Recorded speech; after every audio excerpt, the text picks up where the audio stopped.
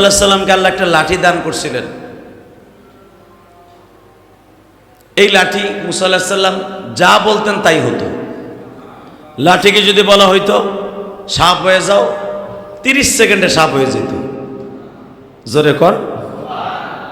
যেরকম ভাবে ফেরাউন মুসা আলাইহিস সালামকে একদিন ডেকে ডেকে বলে যে তুই কি আসলে জাদুবিদ্যা জানোস, না আসলে আল্লাহর পক্ষ থেকে তুই কিছু করস, আমি তোরে টেস্ট করব। মুসা আলাইহিস সালাম বললেন, তুমি আমারে জাদুবিদ্যা না আসলে আল্লাহর পাঠানো পয়গম্বর পরীক্ষা করতে চাস? ঠিক আছে, কর। তো ফেরাউন সারা দুনিয়ার যত বড় বড় জাদুবিদ্যা যারা জানতো, যারা কোমরের ফিতা দিয়া সাপ বানাইতে পারত, জাদু দিয়া শয়তানকে সাধন করে গাছের মধ্যে সেকেন্ডে আগুন লাগাই ফেলতে পারো ফু দিয়া, মাটি হাতের মধ্যে নিয়ে এইভাবে চাপ দিলে সোনা হয়ে যেত, পাথর হাতের মধ্যে চাপ দিলে রূপা হয়ে যেত। তো এইরকম অনেক জাদুবিদ্যা ওই জামানায় জানতো।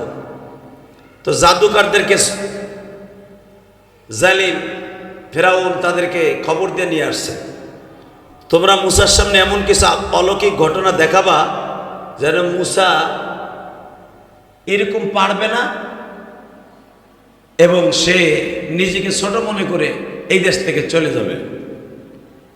কারণ একটা লোক যখন কোনো মানুষের সামনে কিছু করতে পারে না, তখন কিন্তু ওই লোকটার ওই দেশে থাকে না, লজ্জায়, তাই না?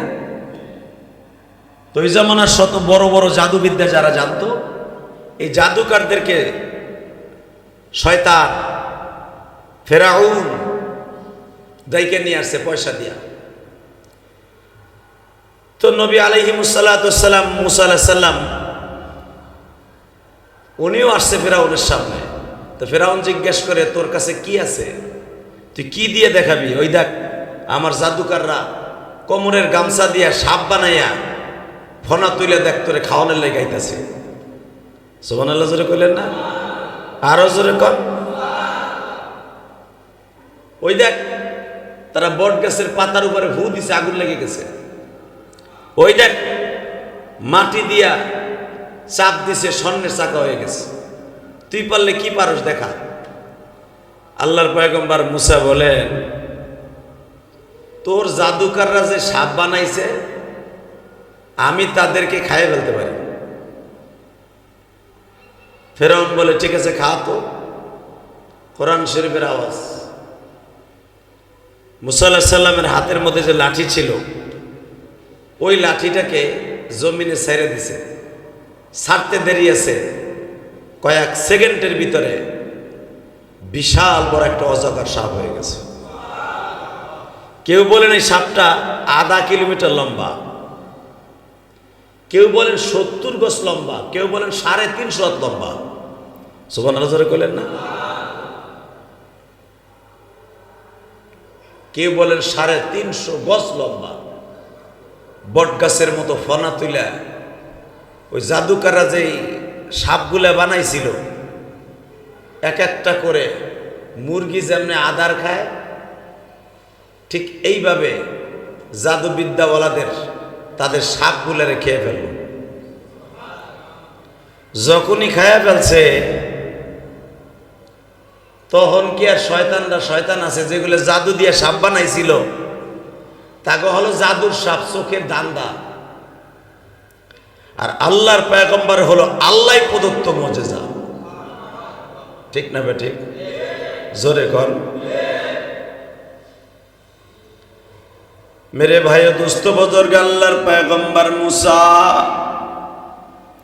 যখন তাদের জাদু বিদ্যাগুলা খাওয়ায়া ফেলল, সঙ্গে সঙ্গে আল্লাহর পয়গম্বর মুসা মালিকরে ডাক দিয়া কয়, মালিক,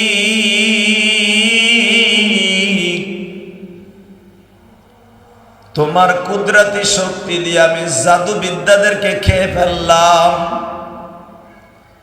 কিন্তু আমার হাতের লাঠির মধ্যে যে এত বড় সাপ হবে আমি কল্পনাও করি নাই। মুসা আলাইহিস সালাম জানতো না যে আমার এই লাঠি সাপ হইতে পারে। মুসা আলাইহিস সালামও ওই অত বড় সাপ দেখে হেও ভয় পাইছে। আল্লাহ বলেন, মুসা তুই ভয় পাইস না, ভয় ওরা পাইব। লা তাখাফ ইন্নাল্লাহা মা'ানা, ভয় পাইস না, আমি তোর সাথে আছি। জোরে কোন। কোন মানুষ যখন শোনে আল্লাহ বলছে আমার সাথে আল্লাহ আছে, দুনিয়ার এমন কোন শক্তি নেই তার জাররা পরিমাণ ক্ষতি করতে পারে। কথা বলেন না কেন? তো মুসা পয়গম্বরকে আল্লাহ বললেন, হ্যাঁ মুসা, তোর ভয় নাই, ভয় থাকবে ফেরাউনের। ফেরাউন এত বড় সাপ দেখা ভয়ে চেয়ারের উপরে উঠে বইয়া কয়, তোর জাদু তো আমাদের জাদুর চাইতেও ভয়ঙ্কর। আল্লাহর পয়গম্বর মুসা বললেন, আমার কাছে জাদু না, আমার কাছে আছে আমার মাবুদের মধু। আরো জোরে, আরো জোরে। হে বেঈমান, সবকিছু জাদুর দ্বারা হয় না, কিছু কিছু আল্লাহর বাণীর দ্বারা হয়। তুই যাই না, আমি আল্লাহর বাণীর দ্বারা করেছি। যেরকম ভাবে আপনাদের জানা আছে, আমার রসুলের হাতের মধ্যে এমন একটা মুজিজা আল্লাহ দান করছিলেন, এই হাত দিয়ে যদি কাউরে স্পর্শ করে বলতেন এই জায়গায় কারেন্টের মতো বাতি জ্বলবে, ঠিক ওই জায়গায় কারেন্টের মতো বাতি জ্বলত। আমার নবী যদি কোনো পাথরের মধ্যে আঙ্গুল দিয়ে ইশারা করতেন, সাথে সাথে আঙ্গুলের মধ্যে থেকে ছিদ্র হইয়া পানি বের হওয়া শুরু করত। আপনাদের জানা আছে, একদিন বেঈমান আবু জেহেল আমার নবীকে বলা হয়েছে, কিছু খেজুরের আঠি নিয়ে বলছে, বলো তো আমার হাতের মধ্যে কি আছে। বিশ্বনবী বললেন, আমি না বলে যদি আপনার হাতের মধ্যে যা আছে তাইতে কয়ে দেয়, অসুবিধা আছে? আবু জাহিল্লা কয়, তো তা আরো সুযোগ সুবিধা, হাতের মধ্যে যা আছে এটা যদি ও কথা কইতে পারে তো মনে করবো ঠিকই আছে। আমার নবী কিচ্ছু বলে নাই, শুধু ইশারা করছে। হাতের মধ্যে কতগুলা খেজুরের আঠি ছিল শয়তানের। এই খেজুরের আঠিগুলা বিশ্বনবী বললেন, তুমি আল্লাহর হুকুমে কথা কও। খেজুরের আঠি বলে উঠছে, আশহাদু আল্লা ইলাহা ইল্লাল্লাহ ওয়া আন্না মুহাম্মাদার রাসূলুল্লাহ। সুবহানাল্লাহ জোরে কইলেন না? হে না মুহাম্মদ রাসূলুল্লাহ।